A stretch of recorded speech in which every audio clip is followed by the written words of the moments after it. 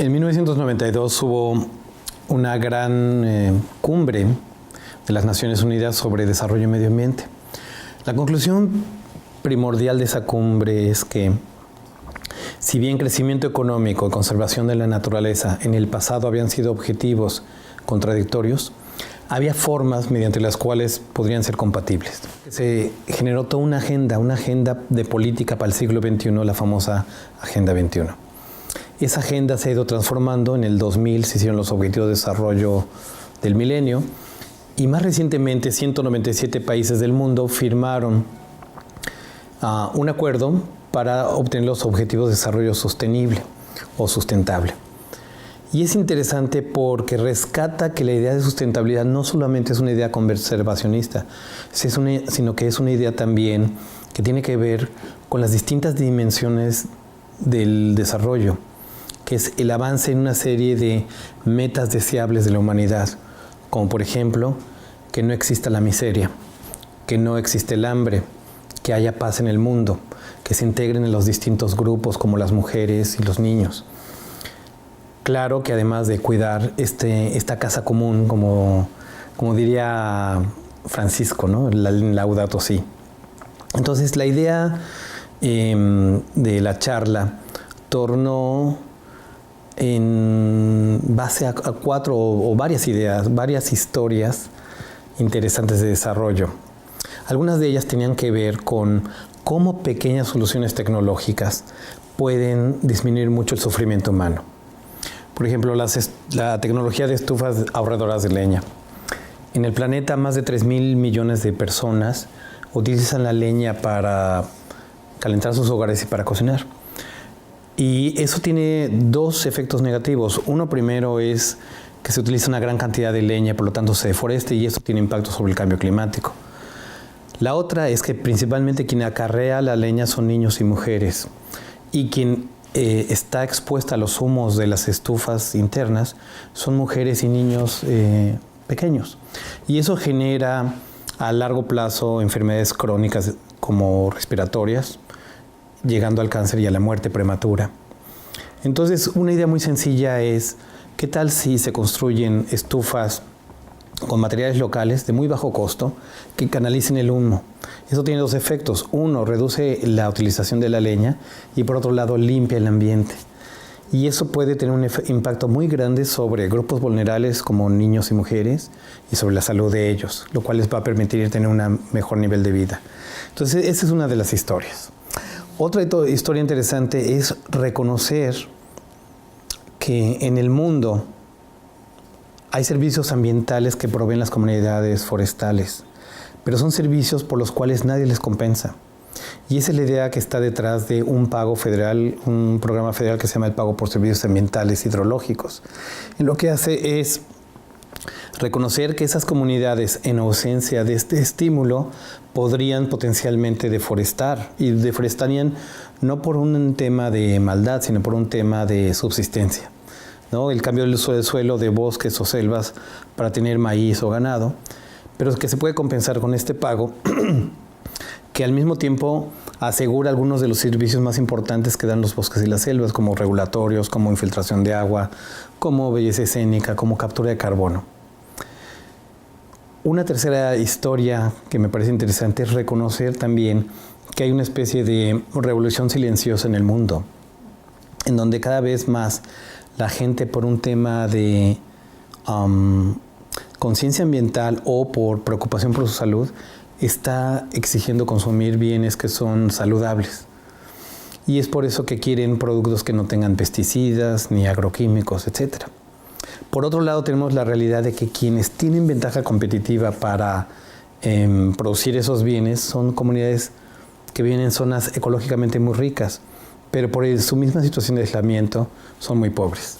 Entonces aquí la idea es cómo nosotros podemos ser agentes de cambio, puentes que puedan unir a estas comunidades muy pobres que sufren el problema del intermediario, estoy hablando específicamente de la producción de café, y que lleguen a un público sofisticado que está dispuesto a pagar un sobreprecio por un café que saben que es, además de muy sabroso, que permita conservar la naturaleza y ayudar a esa gente a tener un bien vivir, un trabajo digno y que sea propiamente remunerado. Entonces esa es la idea del triple dividendo, que son las tres aristas del desarrollo sostenible, ¿no? Por un lado, una actividad productiva que permita la prosperidad, una actividad productiva que sea compatible con la conservación de la naturaleza. En el caso específico de la cooperativa Calpeltic, que está en una misión jesuita, son cafetales de sombra, con lo cual se protege el hábitat, no hay agroquímicos, no hay fertilizantes. Y por último, lo social, ¿no? Entonces está la prosperidad económica, la conservación de la naturaleza y la justicia social, que es justamente la aspiración que tiene la humanidad en esta gran agenda de desarrollo, que son los Objetivos de Desarrollo Sostenible. Sobre eso verso la charla.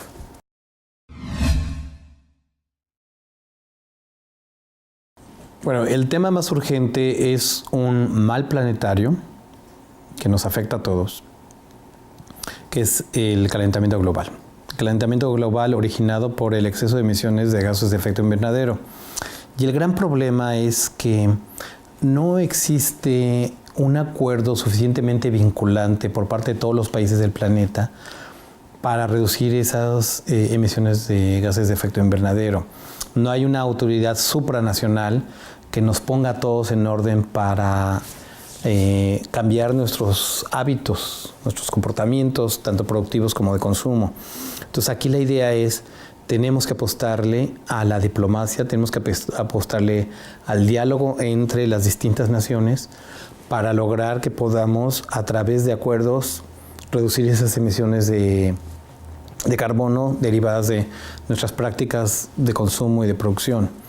Entonces, ese es el tema más grande. ¿Por qué? Porque el calentamiento global tiene efectos sobre, en pocas palabras, sobre el sufrimiento humano.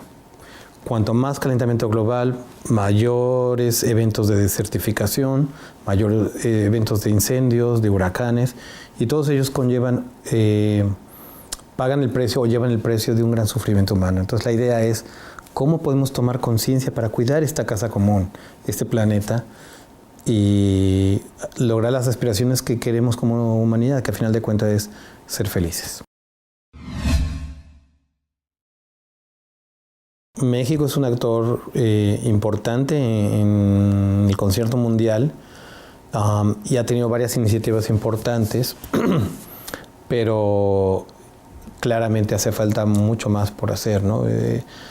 Hay un plan especial sobre cambio climático en el cual están todas las iniciativas, un plan conjunto, integral, donde hay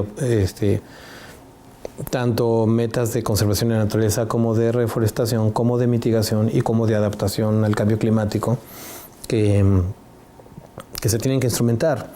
Lo que pasa es que sí pasa por un rasero de voluntad política. Necesitamos nosotros como ciudadanos hacer exigible eso. Lo que está en juego aquí es el planeta que nos vamos a dejar a nosotros mismos y a nuestros hijos y nietos. Entonces, yo creo que mucho depende de nosotros. Y es por ello que es tan importante que desde la academia nosotros podamos contribuir con la mejor ciencia disponible que tenemos y que podamos alimentar la política pública, que no quede por nosotros, no es solamente un tema de falta de conocimiento, que no quede en la falta de conocimiento, sino con este conocimiento, el más actualizado posible, poder alimentar una buena política pública.